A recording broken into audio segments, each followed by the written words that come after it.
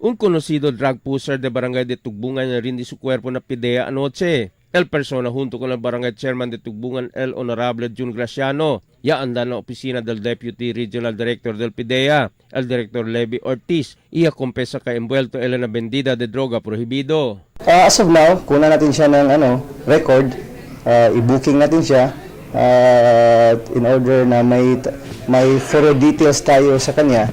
At the same time, he will be subject to constant monitoring and background check, surveillance, para malaman talaga natin kung talagang sincere siya at saka truthful siya sa pag-surrender niya.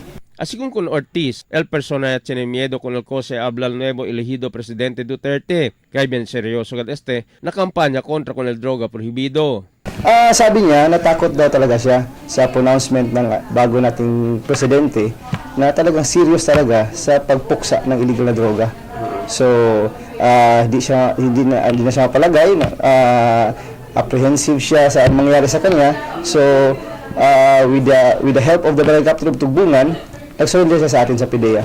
El barangay chairman de Tugbungan, el Honorable Jun Graciano, ya promete que ayuda él con esta persona para na su busca la vida, para hindi mas elevira pa con el sumal actividades. Ya prometió din antes, maskin en frente di Director Ortiz, que recurayo maskin mañana tarde, yo mismo, junto con el mga barangay official, o pwede liba con él, visita yo personally con Director Solamillo, del DSWD, if not, na dole, baka tiene. Pero taprecura yo, tamira yo, el DSWD baka pwede dali kanila livelihood. Emil Tuban, Dateline Zamboanga.